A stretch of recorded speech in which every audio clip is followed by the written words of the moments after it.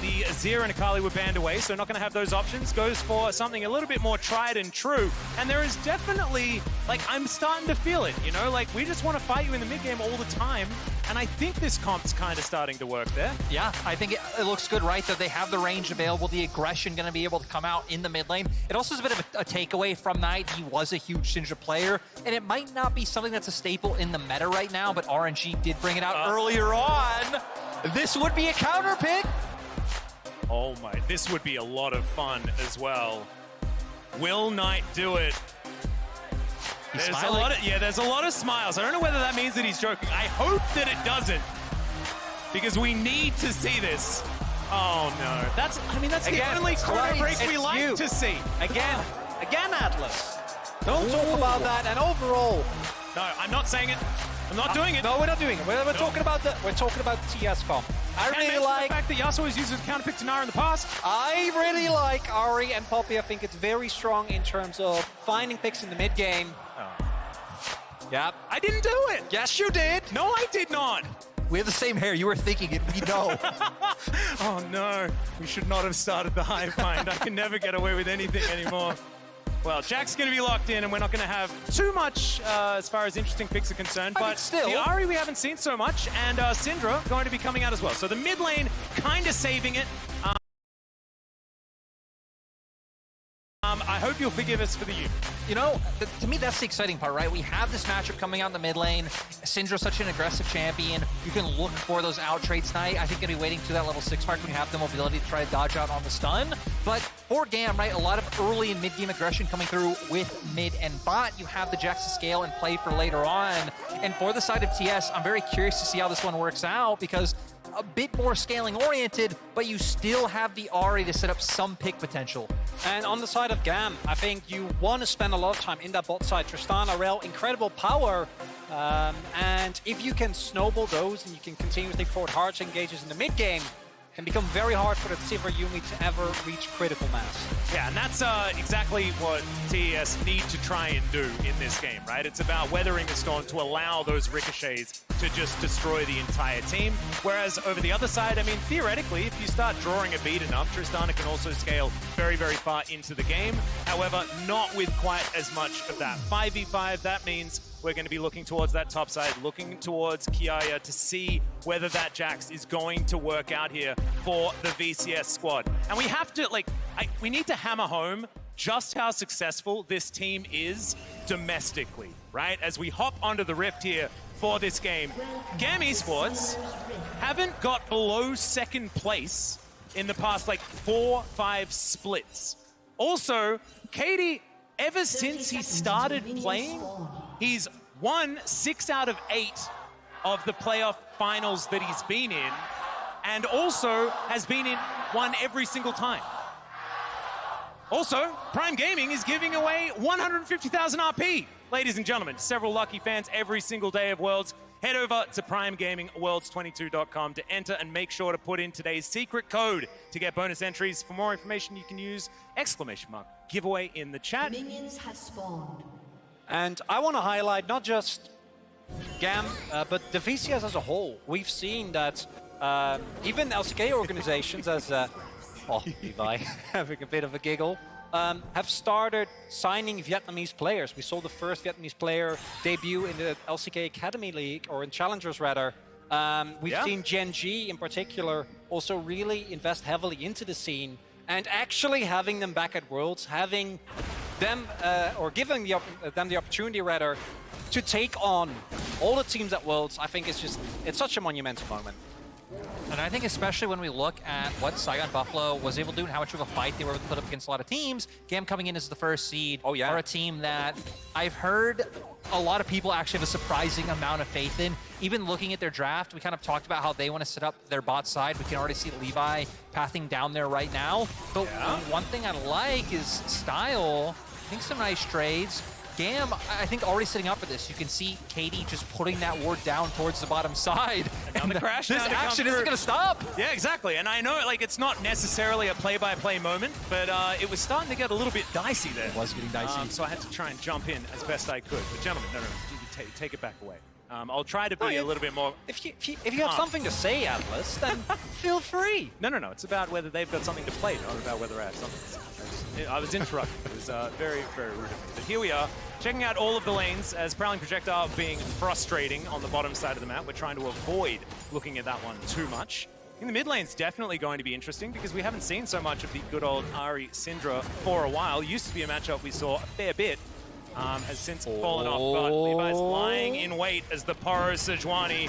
Tien's going to get the bad news here as Steadfast Presence will give him some movement speed, but just waits it out. Does Levi, is this going to be a first blood solo kill? Not quite yet, as Tien's going to have to back. What are we doing? Okay, not going to blow the flash. He is going to be absolutely fine, but it looks like this red steel should come through. Levi is completely bullying and decimating the summer MVP of the LPL. Oh, he's going in? Yeah, gets the smite as well. Okay, PA's going to be coming over here also. So, yeah, GAM Esports off to a pretty good start. And it's not only that Style and BA move over, but also notice in mid lane, KD also making his way towards in case there was a possible collapse, in case there was an actual fight. And early on, GAM Esports back at Worlds, and that's a pretty convincing opener. Yeah, and what was the way that this sort of, the Poppy jungle, how was that attacked last time around? It was about attacking the early game and denying the path that you wanted to take. And once again, it's going to be Levi doing it and disrupting Tien and what he wants to get done this I also think just the prep against TES individually is really good because we saw in most of their losses, if it wasn't them throwing a late game lead, it came from setting Tien behind early, but Tien now wanting to see if he can make anything happen in his own, but Katie's going to fall for it. It's really interesting that you're like setting up TES as throwing a late game lead as Kiaya gets a little in danger, but will be fine in the end because it's kind of a given that they get ahead early. So it's just about whether they throw the lead or not. But still, when the few times they did fall behind early and lose, it was about setting Tien behind. So GAM, I think, doing a great job of scouting out top esports strengths and how they like to play in the early game. Well, I mean, to TS's credit, you can't throw a lead if you don't have one. So there we go. Strategy here, guys. It's a bit of that five-head type situation. However, they do still have a lead. Largely because of just killing minions, just slightly better, although it doesn't really mean anything right now. Tune of about 100, not going to really write home about it. And with, I think particularly on the top half of the map, specifically the top and jungle 2v2, any big lead that can be found there can be very, very explosive, right? If you do get ahead on things like the Sejuani and the Jax, you can just continuously jump in, find a favorable trade, and get out again. And that 2v2, able to get the permafrost on very, very quickly, you can find a big lead for Kiaya. And as you pointed out, like, attack Wayward. Not that it's an easy task, but might also be another opening here for GAM. That's actually why I like GAM's draft just overall. Like, you can attack any lane, you can play towards jungle, set Tien behind, and looking at TES, all you can really do as Tien is kind of shadow your lanes, make sure GAM isn't able to find those opportunities, and try and play off mistakes, but they might have caught out Katie. Yeah, they in fact do. The flash immediately comes out. Tien not going to be able to get around there to influence this one, but GAM Esports is going to be able to take themselves a Drake, and it should be just the flash from the Syndra going missing. And now, that is still a bit of a disaster here for GAM because Syndra relies on that a lot for a lot of playmaking, as Saigon Buffalo's call out there from BA, will like that one a lot. Boomerang. It's come forward, but not actually going to be able to stop the Rel from making it back to the tower.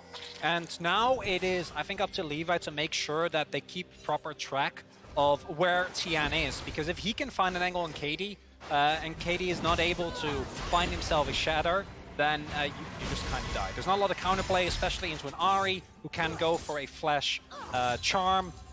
Not a lot of things you can do about that, so kind of a window here for top esports and a possible way for them to really start accelerating the way that we know that this team excels at. Especially with the fact that Knight does have the unskilled spellbook, so you can see right now having the Ignite online, even just kind of adding that little bit more threat onto Katie in the mid lane.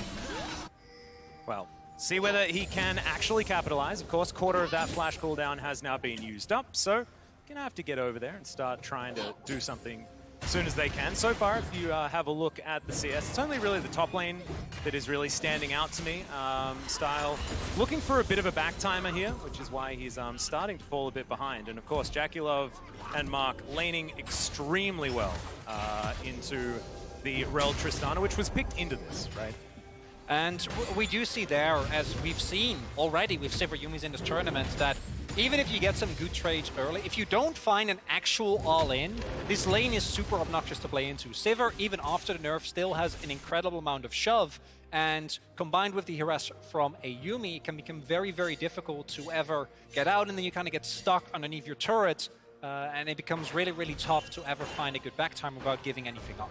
And, you know, with that, for TS playing the Sivir, I think a lot of people, like with League of Legends, you have the most recent memory in mind. A lot of people are going to think of Jackie Love with that finals and kind of the dash in, which ended up with TS losing, but he really was just standout carry in LPL Summer. But GAM, maybe looking to contest.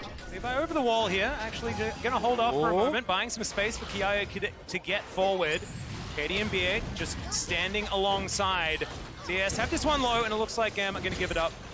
And they will do so. Not going to lose anyone in the process. Of Style a little bit late to the party. And that was the big thing, right? Just that prio coming in from the Sivir Yumi that Chronicler was just hitting on, able to push in those waves to make sure that play was able to come through. And for TS, I mean, it seems like they're completely fine with how the pace of this early game's going with the draft they have, but GAM going slow down! Yeah, immediate flash there from Beer to start this one up, but the final chapter's fantastic. First blood to be picked up for Jackie Love of all people, and they're not done there. It's a double for Knight and a double for Jackie! Oh man, top Esports, it was a slow start. I was about to start talking about the fact that there's a bit of a lull state in this one, and then all of a sudden the game explodes. And Tian, that Poppy! How many times today are we going to see multiple people get trapped by a Steadfast presence? The value of that absolutely insane in that play. And GAM try to catch top Esports off guard.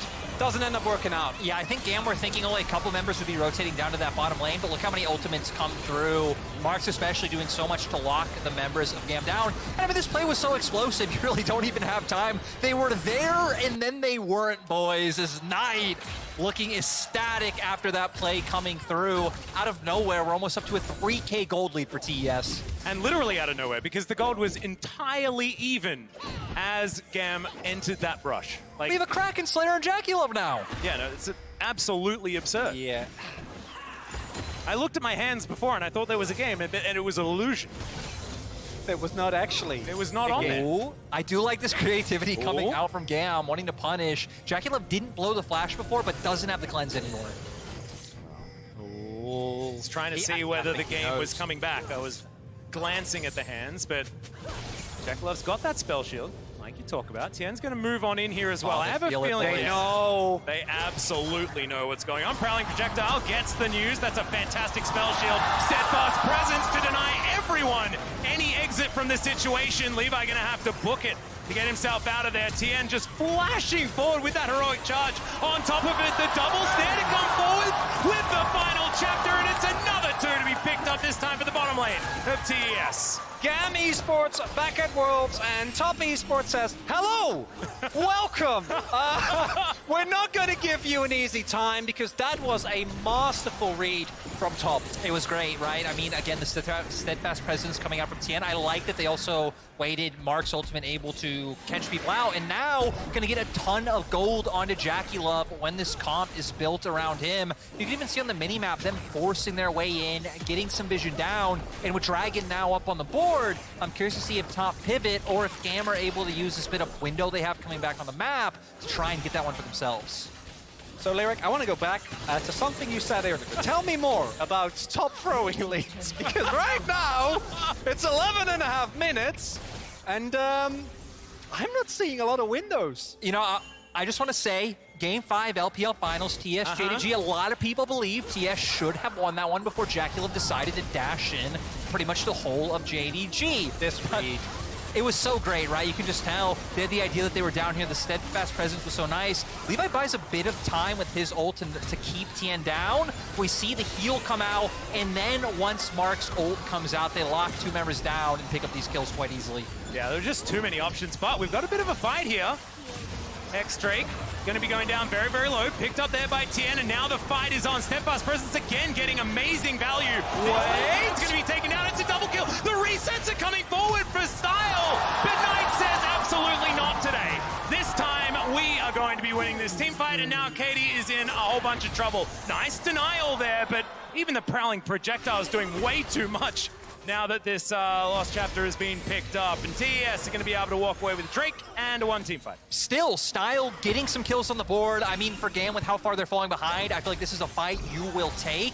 You can see TS in a favorable position. The charm comes out, but BA being able to bring in Tien, we can see nice damage coming out because they aren't able to get on the Tristana, and Stell's like, hey, actually, I'm going to get in your face, but it's Knight here with the flash in to guarantee the first kill, and once again, Yuumi just such a nuisance. Yeah, I really want to highlight as well. I know we always meme about Yuumi and how the champion has no skill expression, but I've seen missed Yuumi ultimate. Oh, yes. But not in this game, and not from Mark. Here we go again. Yep, someone's dead yet again. This time, they belong to TS as Wayward is going to fall down. His first involvement, and it's the wrong way around. However, this game is far from over, and it's still a 5,000 gold lead for TES. But I like the GAM keep pulling the trigger over and over again. And it at least sets up potentially maybe for Kiaya to get a plate here. Is nope.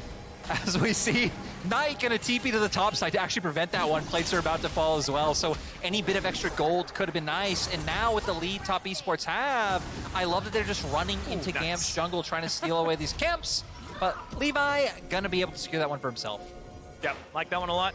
Just says thanks for the help. He's going to be able to pick that one up. So, top esports now pushing down this mid lane. Jackie Love does a lot of damage right now with this these first two items that are on a much faster clip than I usually see, and he's been holding on to them for quite a while. It's 14 minutes and Yeah. it's Kraken Slayer and PD. Yeah. That's where we're at right now. I mean, it's PD not is necessarily... It's kind of like two daggers crossing over, and Style also has two daggers as well. He just needs to cross them over, and he's got item parity. Yeah. It's going to be absolutely fine. Style takes half of his health bar, incidentally, from Jackie Love existing in the same lane as him. That just doesn't seem fair at all. And he's going to back away. They do have a lot of vision in this area as Wayward. Not going to be able to steal that one away once again. Levi, fantastic ability to secure these jungle camps and scuttles, but it's just not going to be enough here to stop the tirade the TS have here towards the mid lane. Wayward able to escape this time, but yeah, just not able to find anything on the cross map. And you already mentioned it, Atlas. I do want to highlight again the fact that GAM keeps looking for openings is very good, because if you don't do anything, I know we meme a lot about top esports and their ability to throw leads, but in a situation like this, if you just let the game go its normal course, it's never going to happen. Like, there's just no way as Kiaya... Yeah, does manage to leap strike to relative safety, but the snare is still going to come through. Just able to hop off, and Counter-Strike going to deny a little bit here as he turns, but it's not going to be enough. This Sivir is so incredibly fed. That's an Everfrost, Yuumi! That's not fair! Oh my For a goodness. second, I questioned myself. I was like, wait, I thought that was Jackie Love. Is this Knight? But no, Mark bringing the lockdown to make sure that any member is able to just run GAM down. And GAM still trying to find that cross map, looking to punish Wayward. But Wayward with a beautiful flash doesn't let the play come through. And sadly for GAM, top esports just getting further and further ahead, now even having the Rift Herald in pocket. Yeah, this is starting to get a little bit absurd, and I do really like that Everfrost adaptation. I'm glad that you guys managed to figure it out. I just assume that it's going to be Ludens these days, but I don't even bother looking at the items, and I definitely should continue to do so. As Style just trying to find whatever minions that he can. Currently they're in the mid lane as Knight wants some popcorn chickens, but he's not going to be able to secure all of them. Once again, Levi with his secure of camps working out. But GAM, I mean, they're trying to find these options. You've mentioned it before, but it just feels so incredibly difficult. There's just not a lot, because except for Wayward, as he's going to go in, but that's what I'm talking about. He still has Flash, Ghost, and his ultimate, and his stopwatch. Like, how you need to kill him basically like 5 times before you actually are able to get a kill, and that goes for everyone on TES. There's been so many, I think, really strong itemization choices, so that now how are you ever going to find an angle as GAM? Yeah, I mean, things like stopwatches coming out, we can see in mid lane, the amount of mobility on the side of TS as well. Because I feel like ideally what GAM would want to do here is you kind of drop one lane and overload the opposite side of the map. Style almost just goes down to, once again, Alice. JackeyLove just happened to be in the same area as him, but it feels like even if GAM do drop, let's say like bot wave, overload mid, that with things like Yuumi ult, Sivir ult coming out, flashes up, that they just won't be able to guarantee the lockdown on TS's members to find the picks.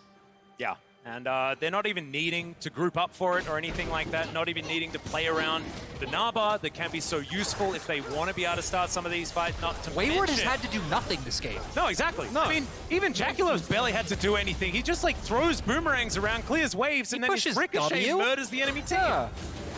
It's not very fair. However, he is playing expertly, and his play in the early game has really set up for this so far. TN is going to be able to lock down their second Drake of the game. Infernal Soul, by the way. There's games where you're like, oh, hold up. All right, Rocket Jump to get Style out to relative safety. Teleport to come forward. We're committing to a team fight here as the final chapter is going to come through. The exhaust on top of Katie as well as Knight just dives into that backline. Great double knockup. The Rel's going to be taken down first. Levi taken down. There's the double kill for JackeyLove, and now Gamma on the run. But can you escape the fleet-footed Sivir? I don't think you can. You definitely cannot escape Knight, who is just rushing spiritually all over this map. There isn't even a major objective up for TS to turn this into. Just finding an opportunity where they're like, hey, GAM stepped a bit too far, and we don't like that. Ults come out, and now just reclaiming vision. This might be a pre-20-minute Infinity Edge for JackeyLove. Yeah, this seems like unnerfed Sivir, like release, like reworked Sivir type situation here. In a normal game state, this engage from TES can backfire. I mean, BA had a good ultimate. Yeah, I mean, the Magna Storm was fantastic. Yeah, locked two people down. That's why Wayward ended up getting so low. TN as well. But sadly, too much damage. And again, the Boomerang Blades just jumping around, killing the other members of GAM. Sadly, the damage just isn't there right now. And like we said, for TS, they just ended up turning this into a bit more vision. They were able to push in their waves a little bit more, but really nothing on the map for them to take. Baron will be up in 30 seconds, though, so that's something that's definitely going to be on top Esports' mind. Yeah, I like how you're talking about the first spawn of the Baron being like, oh yes, this is something that this Sivir composition should definitely do. 20-minute Barons, fantastic. Rift Herald going to come out. Yes, the IE! Yeah, we almost said death cap. We're not even, it's not a facetious point. They definitely should just go towards the Baron. I don't even think they need it. Yeah, well, maybe Baron buff has been equated to JackeyLove having this many items this early. And we talk about JackeyLove a lot so far this game, but Tien has just been so extraordinarily good to make sure that his carries are so strong. But here we go. Here's the flank play. Kiaya's going to move forward, spotted on that control ward. And I don't think they're going to find the angle here. They need that element of surprise, and TES are going to back away intelligently. 9,000 gold, approaching 10 is their lead right here. And Scatter the Weak probably shouldn't even stun TES anymore because they are definitely not weak. It is just not a thing. They are going to dive forward here as well as the final chapter looking completely broken as an ultimate. Levi going to go down. They managed to take TN, but that's his job. He's a tank. And now Knight, full health, looking for the last member. Jackie's going to fall down. But I have a feeling that TES can still win this game. Yeah, TES lose two members, but they should be able to at least guarantee this inhibitor on top side. The gold lead now growing over 10,000 at the 20-minute mark. At the very least, they can't end. So that's something. But your glass is aggressively half full. I really like it. Yeah, well, I was going to go into historical facts, such as that GAM, when they did go to the Southeast Asia Games, which they stormed, by the way, didn't need to take Barons because they were winning very hard. And with the pace that this game is on, I don't know if top esports are going to need a Baron because JackeyLove ends up dying here, and that's the only reason why we are still in this game. Yeah, we see. I mean, right, they just brute force, inhibitor turret goes down, but JackeyLove taking a fair bit of damage from the Rel, and it sets up for Style to jump in and finish that one off. And honestly, again, had they not fallen so far behind, I feel like BA has been actually having a really solid game on the Rel to try to set up. Rosati carries, this is very cute. Able to get on in there, not able to interrupt the back. So Katie's going to make the great escape. Tien Now going to discover other members of GAM towards this top side as BA, the Magnus Storm is through. There is a lot of money on this team, and my goodness, Jackie Love just tearing Style apart. Oh, the steadfast presence again. TN is so extraordinarily good. It's ridiculous. Has been all game long and is going to do so yet again. They're denying the escape over the wall for the Sejuani. And now back to that Baron that you mentioned before. 2 minutes late on that one. However, we'll forgive them for it. It's okay. It's okay for top. I think they're feeling pretty good. 25 stacks on one Magi's, 11 on the Yuumi as well. And Wayward just running down Kiaya, but has to be careful. Yeah, I'm trying to turn that one around with the Counter-Strike. Okay, no, he doesn't. No, he doesn't. He doesn't have to be careful.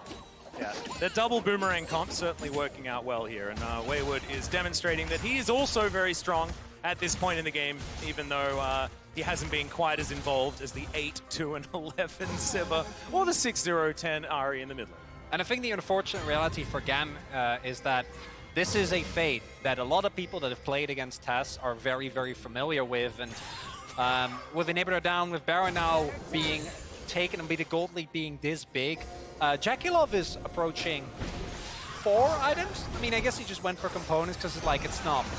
I don't think it's going to matter. No. I also feel like for TS at this Worlds, there's a lot of pressure on them to do well. 2020, they were one of the favorites to win. It was like them, Damwon, and JDG being talked about, but Suning were the team in the LPL to make it to finals. So TES definitely wanting to come in strong and have a bit of a statement game up against GAM. Yeah, it was another one of those sort of, it was a sad situation as well, given the fact that it was a lot of LPL over one side of those knockout brackets and a lot of LCK over the other. We really want to see more of these matchups. We will get more of them as the tournament goes on, and see whether Jackie Love is going to be able to continue his dominance against the other teams in the group. But for now, they're going to be pushing down this bottom lane, looking to lock down the final inhibitor that is in front of them. And with this Baron, at 24 minutes, it is extraordinarily difficult for GAM to defend no matter what the game state was. They're going to go for a last-ditch effort here, and my goodness, even Mark is doing way too much damage. Knight picks up the double to start this one off. We're going to have one for Jackie Love here as well. Kiaya does manage to get TN, but it's just not going to mean anything this time around. TES are going to destroy GAM Esports here. It is 100% a shellacking in TES's first game here at Worlds in the group stage. GAM Esports, I mean, the opposition was definitely a tough ask. It's a tough loss this time, but I think that we're going to see some better things from this team as the tournament goes on. 100%, and especially, right, looking at TS, a lot of people are going to be like, okay, LPL's second seed. Let's remember, they brought JDG to 5 games in summer playoffs twice. Like, it really feels like that could have been interchangeable in terms of who was coming as a stronger team, so very hard test for GAM, and heck, one mistake was kind of what threw it away and allowed TS to just steamroll the rest of the game.